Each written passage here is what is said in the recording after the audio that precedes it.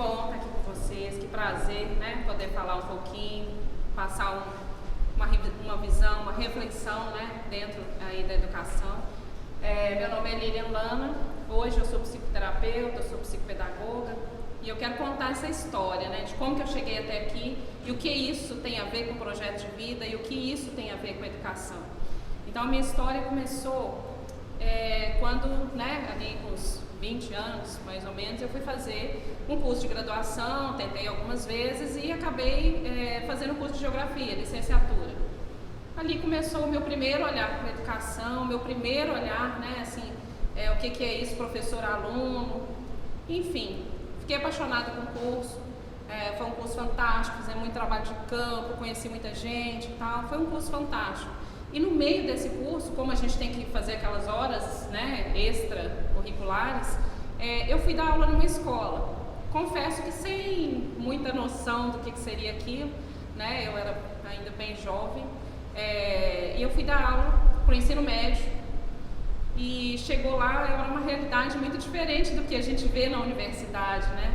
É tudo assim muito fantástico, muito utópico, mas quando você chega numa escola pública, a realidade é muito diferente. E lidar com o ser humano é complexo. E até então, sem experiência nenhuma, né? Não era mãe ainda, era minha vida com pouca bagagem, digamos assim, de experiências mesmo, né? Com o outro.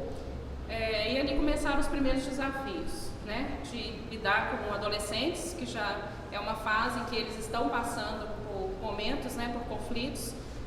Me surpreendi porque esses adolescentes, eles me abraçavam, eles chegavam, me davam bala e eu fiquei muito surpresa porque não era essa visão que eu tinha dos adolescentes, né? Eu imaginava aqueles mais rebeldes e tal, e tinham esses também. Mas na maioria, como eu era bastante jovem e eles brincavam, professora, fica sentada quando o próximo professor chegar, que ele nem vai perceber que você não é aluna também.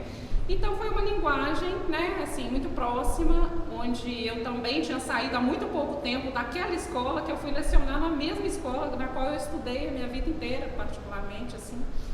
E foi uma experiência, assim, fantástica, de muita aprendizagem, realmente. Porém, algumas coisas eu não sabia lidar, né? Eu não sabia lidar com determinadas circunstâncias. Por exemplo, de alunos muito inquietos, alunos com dificuldade de aprendizagem. Eu tinha sala, às vezes, com 45 alunos, com 40, e eu mal enxergava o último aluno lá na última carteira. Como ajudar, né? Eu estava no terceiro período da faculdade, como ajudar esses alunos? O que está acontecendo, por que eles se comportam dessa forma? E quando você vai conversar, e eu sempre fui muito empática e muito maternal, digamos assim, então eu comecei a me aproximar e conversar com esses alunos.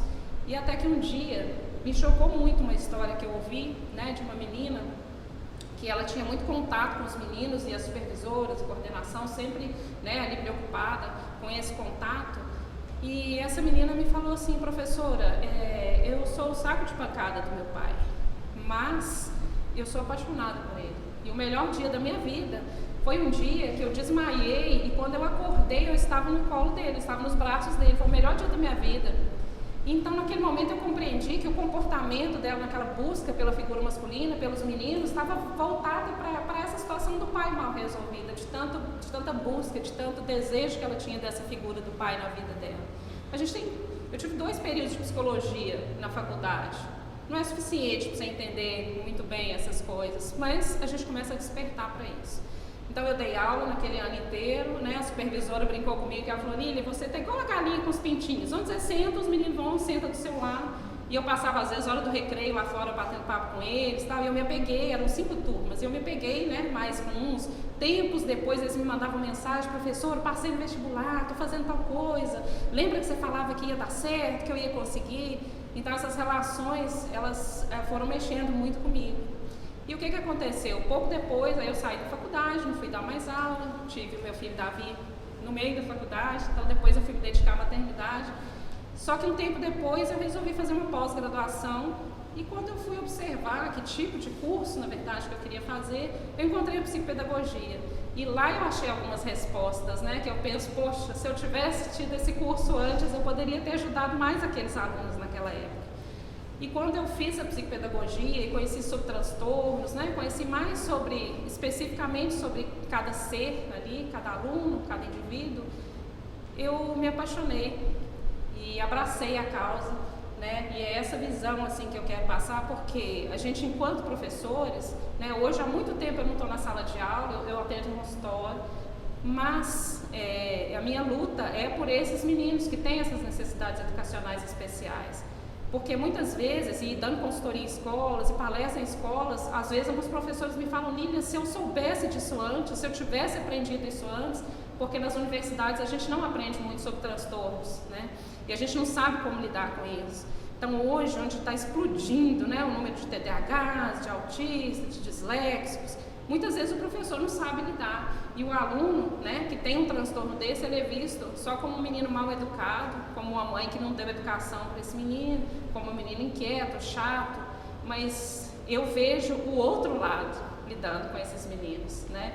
Eu vejo o outro lado da história, que são crianças lutando para ter um lugar, né, nesse meio que ela não consegue se inserir. Porque uma criança, por exemplo, com TDAH, ele é extremamente inteligente, ele é muito capaz, mas ele é muito inquieto, né? A gente brinca que ele é ligado no 220, então ele não fica quieto na carteira, ele está sempre fazendo algum barulho, ele está sempre se mexendo, ele chama a professora toda hora, ele cutuca o coleguinha da frente, e isso é chato para o coleguinha. Então, na maioria das vezes, ele é excluído, os meninos não têm paciência com ele, a professora, às vezes, não tem paciência com ele, porque ele levanta a mão toda hora, ele quer participar toda hora, ele tem um prejuízo, né, nas funções executivas do cérebro, que é no córtex pré-frontal, é diferente.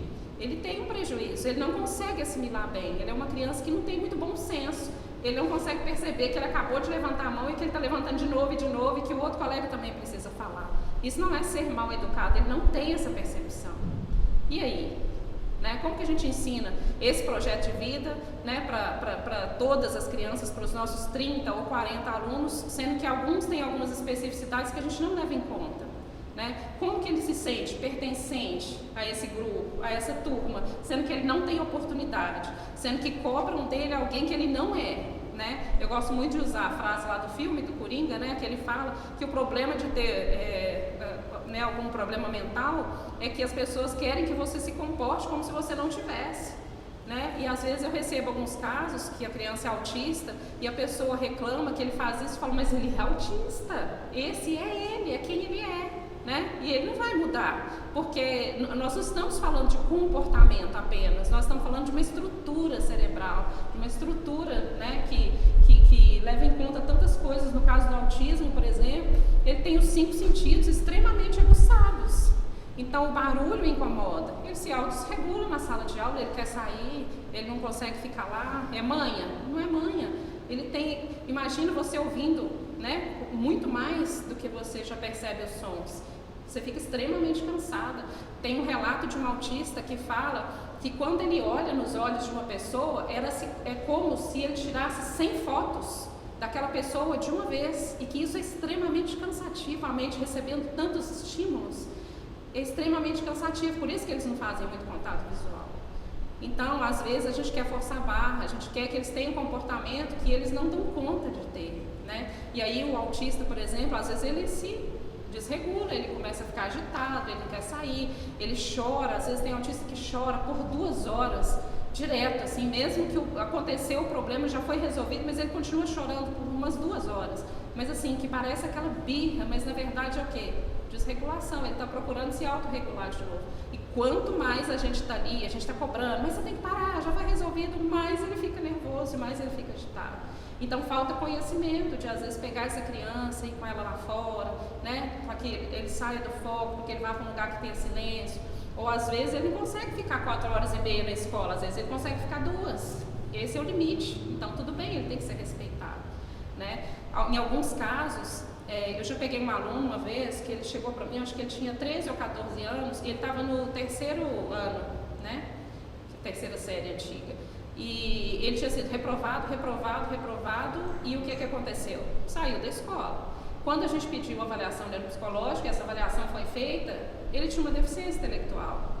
Então, quer dizer, ele nunca foi compreendido. Os pais chegaram lá e falaram que esse menino é preguiçoso, ele não gosta de estudar, ele não quer saber de ler, a gente manda ler, ele não lê. Então, ele está no 3º ano até hoje. Agora, imagina o menino com 13, 14 anos, tendo que ir para a escola e ficando junto com os meninos de 9 anos de idade. Imagina para ele como que era ter que enfrentar isso.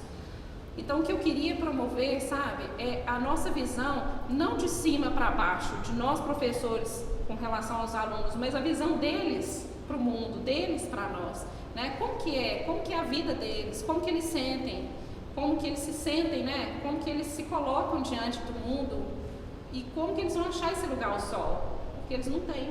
A gente fala de inclusão e a gente pensa muito nisso, mas na verdade, será que ela acontece?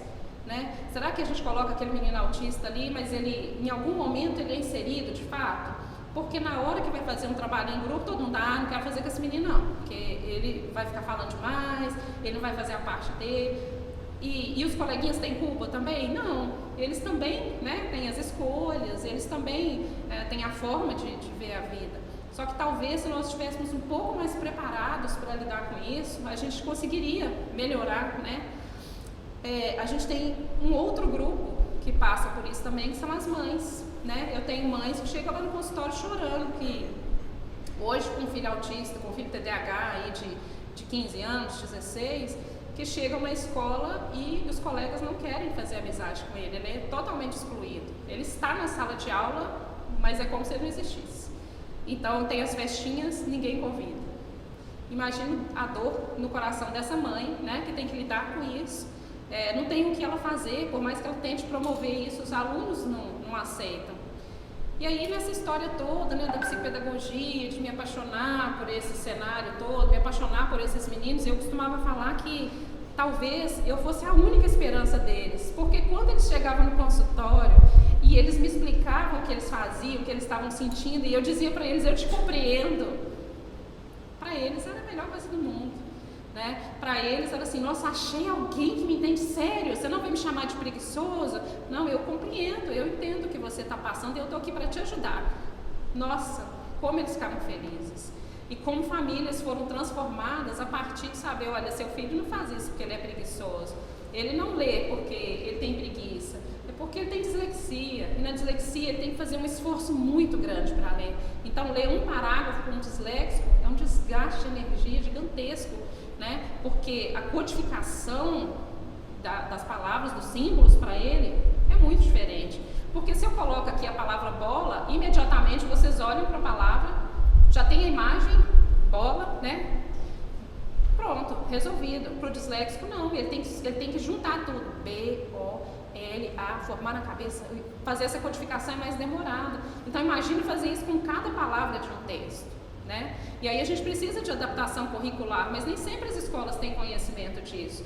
O texto dentro da prova, por exemplo, tem que ser diferente, né? Tem que ser um texto menor, caixa alta e tal. Tem as adaptações que a gente precisa fazer. Só que o que eu tenho percebido, há pouco tempo eu fiz umas palestras, né, vamos dizer assim, online para uma escola, e os professores falavam isso, a gente nunca teve conhecimento disso, a gente nunca ouviu falar disso, a gente não sabe nem lidar.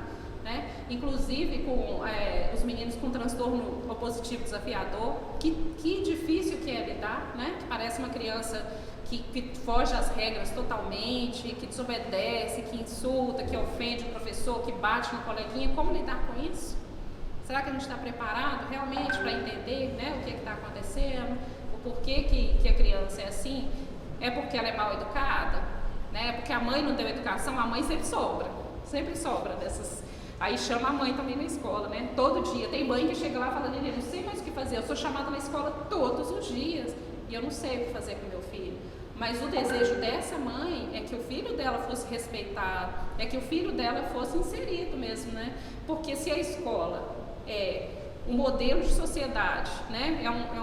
Uma forma, né, de começar a entender o que é a sociedade, com as regras e tudo, se lá o filho dela não é inserido, se lá ele não é aceito, como que ele vai encarar depois uma sociedade, né? A grande sociedade, assim, de forma geral.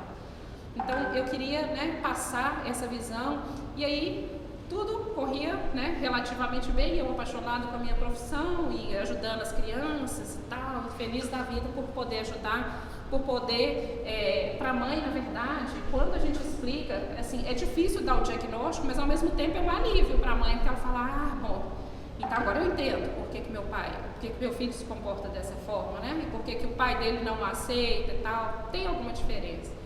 Mas aí, então, enfim, nessa carreira, né, atendendo em consultório e tudo, aconteceu na minha própria vida, onde eu, como mãe, tive que passar por uma experiência parecida, né. Quando meu filho, que está aqui, ele tinha por volta aí de uns 12 anos, 10, 12 anos, com uma hipótese de uma possibilidade de TDAH. Ele tinha dificuldade de ficar muito tempo parado, tem ainda dificuldade de ficar muito tempo parado. Então o que ele fazia? Ele desenhava muito nas provas e desenhava muito nos cadernos. Todos os cadernos eram todos desenhados. Aliás, ele desenha desde pequeno. Na minha casa, as paredes da metade para baixo eram todas desenhadas, né? Todas, porque ele é artista desde pequeno, então ele desenhou a casa inteira, assim. E o que aconteceu?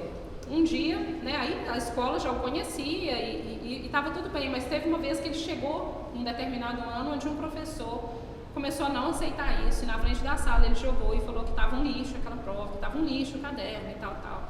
E a gente sabe que a letra, ela fala muito da personalidade da pessoa, então você não tem como, assim, querer que a pessoa tenha um determinado tipo de letra, porque, como eu disse, a letra tem a ver com a personalidade, né? Então cada um tem uma letra diferente de acordo com a própria personalidade. E aí a gente começou um processo onde esse professor começou a expor, começou a brigar, começou a fazer muitas coisas e ele começou a perder o interesse pela escola. E ele começou a não mais querer ir para a escola. A gente já estava passando outros problemas em casa, de saúde, enfim. E ele começou a ficar muito desanimado realmente, né? E entrar em outros aspectos psicológicos e tal. E nessa época eu pensei, agora, como eu vou ajudar meu filho, né? Voltar a ter contato com os alunos, porque realmente pela inquietação, e tem professores e tem professores, né? Me lembro que a professora acho que o 5º ano, ela falava, Lília, eu pego a carteira para ele, que tem aquele lugarzinho de colocar o pé embaixo, e antes de todos os alunos chegarem, eu pego essa carteira para ele, porque eu sei que ele gosta de ficar apoiando o pé, ficar balançando, então eu coloco para ele, porque quando não tem, eu vejo que ele fica mais inquieto. Olha que amor, né, pela profissão. No meio de todos os alunos, ela fazia isso, né? Só que esse professor, ele não tinha esse conhecimento.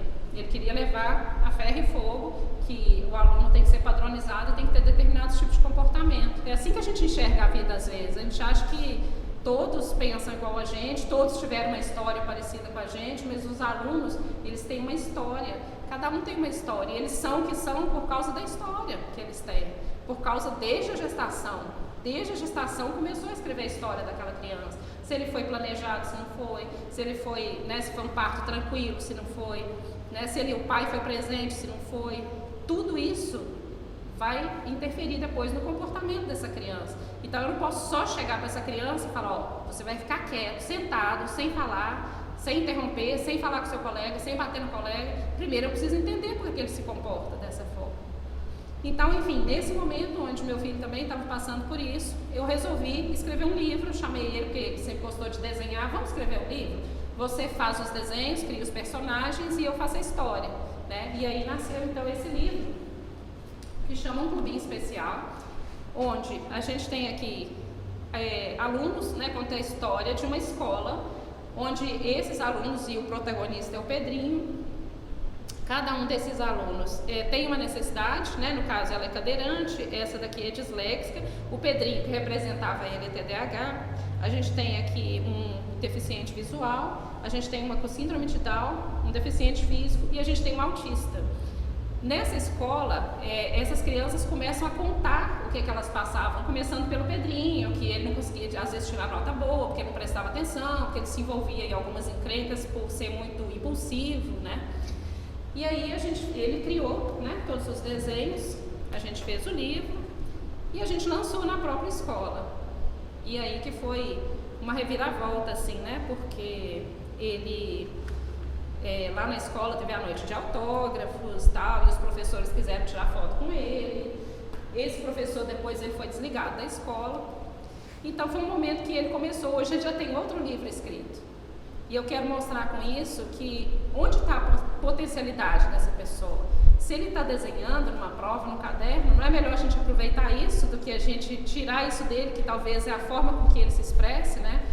A gente tem autistas, por exemplo, que tem, exatamente por ter o ouvido aguçado, eles têm aquele ouvido absoluto, consegue tocar. Eu tinha um paciente que ele aprendeu a tocar piano, ler partitura, sem nunca ter feito aula. Eles são gênios, mas eles são gênios dentro daquilo que eles gostam. Não é o gênio que sabe a matemática, o português, as regras. Ele não se interessa, talvez. Não que ele não tenha capacidade, mas ele não tem interesse, de repente. Ele tem os padrões restritos de comportamento e aquilo que interessa para ele, ele realmente consegue lidar muito bem, né?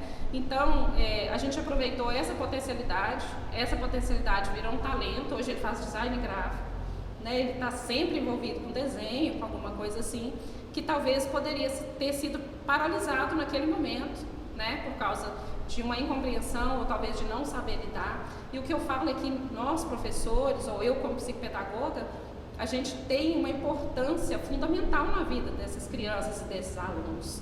Talvez a gente não tenha noção do que uma fala nossa possa representar. Eu atendo pacientes, hoje adultos, que tiveram traumas na infância por causa de professores, que nunca mais perguntaram, que nunca mais falaram nada, porque foram repreendidos na frente da classe. Ah, mas então eu não posso fazer nada? Cada um é um universo.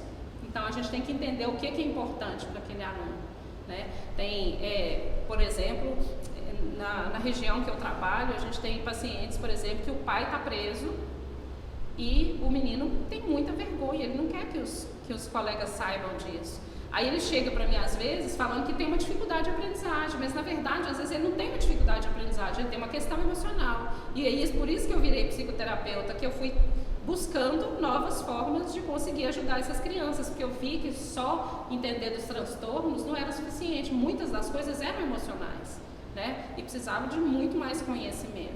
Então eu fui crescendo, fui fazendo psicanálise infantil, fui fazendo algumas outras coisas para entender quem que é esse indivíduo. De hoje poder olhar e entender que cada um é um universo, literalmente, que tem, né, várias potencialidades, tem várias capacidades. E hoje eu recebo, às vezes, alunos que não conseguem ter uma nota, né, na média ou acima da média. E eu ensino para eles que está tudo bem, que o que ele faz, que se é o melhor dele, é o suficiente. Que ele não precisa, né, ser padronizado, que ele não precisa ser igual aos outros alunos. Mas até ele chegar a ouvir isso, ele já sofreu demais. E aí a gente tem as autolesões, né, que o Paulo falou na primeira palestra, a gente tem até tentativas de autoextermínio. Por quê? De tanto ser comparado, de tanto ser, né, o tempo todo julgado, eles vão perdendo a vontade de estar na escola, de estar em sociedade, de estar na família, porque sempre é julgado. No caso do TDAH, por exemplo, que é extremamente impulsivo, ele pensa para fazer as coisas, primeiro ele faz, depois vê o que dá, e muitas vezes não dá bom.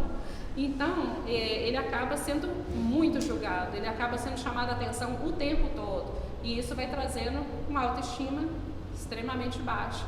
Ele se sente muito incapaz, porque ele nunca alcança as expectativas das pessoas. Ele vai colocar um suco, derrama, ele coloca comida, cai no chão, tal, ele esquece de fazer o para casa, chega lá, não fez, deixa para fazer na última hora. Então, tudo isso, né, que vai acontecendo, vai fazendo com que ele se sinta inadequado. E ele já não quer mais estar em sociedade. Aí a gente tem hoje os jovens que querem ficar dentro do quarto, né, que não querem mais conversar, e a mãe não, sai e tal. Muitas vezes é por causa disso, né? Então a gente tem... Tem uma foto, essa foto aqui, né, foi até da última palestra que a gente fez. Hoje o Davi tem ficado comigo na equipe e tal, e trabalhando com desenvolvimento pessoal, e a gente quer, né, fazer com o Clube Especial. A gente foi passando nas escolas e mostrando para as crianças e contando a história do Clube Especial, mas contando de uma forma lúdica e ensinando para eles o que é o TDAH, o que é o autismo. E às vezes eu levo um paciente meu que é autista, que ele tem muito orgulho de ser autista, sabe? Então ele ensina para as crianças o que é. Só que a gente deixa para falar no final. E aí quando a gente pergunta, e aí, o que vocês acham, tal, vocês acham que ele tem algum diagnóstico? Todas as crianças falam que não, porque ele é muito falante. Todo mundo tem uma visão do autista totalmente introspectivo, mas ele não, ele é extremamente falante. E quando a gente fala, pois é, ele é autista, aí as crianças veem que não tem nada demais, né? É uma forma de ver o mundo, de lidar com o mundo, mas é uma criança como todas as outras.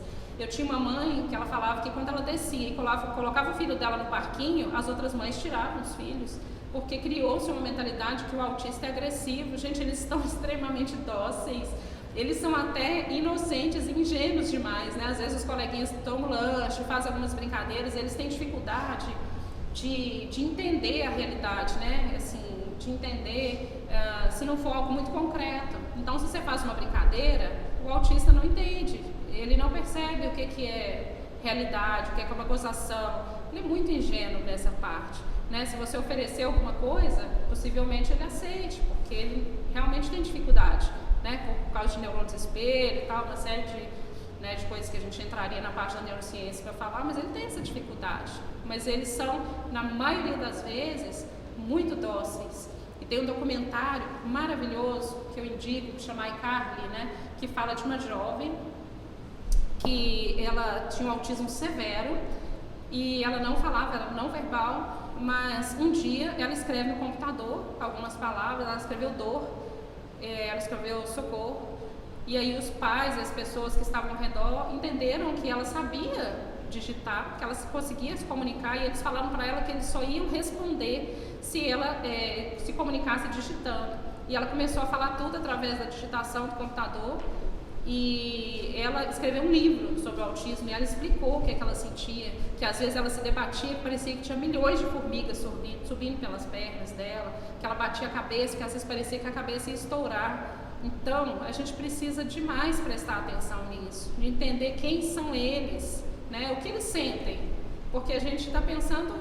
infelizmente, em nós mesmos. A gente está pensando numa maioria neurotípica, né? Que está lá, que aprende daquele jeito, mas e os que não conseguem? Como que nós vamos fazer? Né? Como eu disse, como eles vão achar um lugar ao sol? Às vezes, eles querem, e eles são, né, os autistas, muitos têm habilidades, altas habilidades, então eles querem às vezes fazer medicina, eles querem fazer astronomia, eles querem fazer normalmente coisas assim, bem diferentes, mas como eles vão tentar o Enem, por exemplo, disputar o Enem, sendo que eles têm algumas outras dificuldades que a escola talvez não esteja preparada para ajudá-los, né? Então, essas mães, elas ficam muito preocupadas de entender como que o filho delas vai chegar a ter uma profissão, vai chegar, né, a ter realmente um lugar na sociedade, sendo que dentro da escola eles já não têm normalmente. Então, assim, eu queria mostrar, né, esse lado, e a gente ficaria aqui a tarde inteira falando sobre esses sintomas, né, que são muitas vezes não perceptíveis. Hoje em dia a gente tem muito diagnóstico de autismo que não é percebido, porque são sintomas leves. A gente tem muito caso de autismo hoje que é leve, então as pessoas não consideram que aquela criança é autista, mas ela tem algumas peculiaridades, algumas especificidades, né, onde a gente percebe isso, e aí ela vai ficar naquém. Talvez as pessoas pensem que ele é só um menino quietinho, que fica lá no fundo, e ninguém para perceber quem é ele, por que ele se comporta dessa forma, né? E a gente vê no consultório quanto sofrimento em torno disso tudo, tanto da criança quanto da família, né? Porque não há uma compreensão a respeito. Então a gente tem inúmeros transtornos, né, de aprendizagem, transtornos específicos de aprendizagem. Por exemplo, a desortografia, a criança tem problema ortográfico, ela não consegue escrever sem erros ortográficos, né? E isso tudo a gente teria que explicar pela neurociência, mas o professor não aceita, pega uma caneta vermelha e risca tudo. E aí como que ele se sente? Péssimo, né? A autoestima vai lá embaixo, porque é algo que é dele, uma produção dele. Às vezes o disléxico tem uma produção textual pobre na maioria das vezes, mas é a produção dele. Mas aí o professor chega lá e fala que ficou horrível, que a letra tá feia, né, que tá tudo errado, coloca um riscão de caneta vermelha assim. E aí como que ele se sente? Que motivação ele tem para continuar aprendendo, né? Então essa é a reflexão realmente que eu queria trazer, né, sobre... nem trouxe muitos slides, tem um canal no YouTube que fala um pouco sobre transtornos de aprendizagem, né? Tem o meu contato, Como o Paulo disse no início, eu tenho uma clínica de psicoterapia, que também tem psicopedagogia. Depois eu fui fazer neuropsicopedagogia também, para tentar entender mais como que o cérebro aprende, né? O que é diferente numa criança neurotípica, numa criança autista, numa criança com TDAH, por exemplo. A gente enfrenta os problemas dos pais terem dificuldade de medicar os filhos, eles ainda têm muitas, né, falta de informação. Tem criança TDAH que ela só consegue aprender realmente, né, tomando medicamento para ajudar, manter o foco, manter a atenção. Temos a banalização também de todo mundo virar TDAH, também temos. Então nós temos muitas discussões, nós temos muitas reflexões para fazer, mas o que a gente precisa entender é que são crianças, seja autista, seja TDAH, seja TOD, seja TANV, né, que é o transtorno não verbal de aprendizagem, que é um transtorno que quase ninguém nem conhece. São crianças, e que essas crianças com amor, que é o princípio de tudo, por isso que meu canal se chama Eu Só Sei Falar de Amor, porque eu acredito que o amor é a base de tudo, que a criança ela pode ter qualquer dificuldade, mas se você tiver amor, se você abraçar aquela criança. Tem uma pessoa que eu fiz um curso uma vez, ela é brasileira e ela mora na Austrália, e lá ela fez um programa, uma casa, onde ela recebe crianças com alguns transtornos, né? Crianças principalmente com paralisia cerebral, e ela fica com essas crianças o dia inteiro, ela leva na fisioterapia, ela leva não sei aonde, ela fica cuidando. E lá tem aquele sistema de fazer uma corrida, onde que todo mundo paga um dinheiro, né, para arrecadar, né? E todo mundo faz um pagamento de uns valores, e ela levou um menino que tinha um diagnóstico que tem um diagnóstico de paralisia cerebral, mas segundo esse diagnóstico ele nunca andaria, e ela nunca desistiu. Ela é aquela que pega e vai, e ela foi fazendo fisioterapia, ela foi treinando com o menino, e o percurso, eu não sei exatamente quanto tempo, ele conseguiu fazer todo o percurso. Demorou muito mais que todas as crianças? Demorou, mas ele foi até o fim. Com a muletinha dele, com ela ajudando, e ele foi até o fim.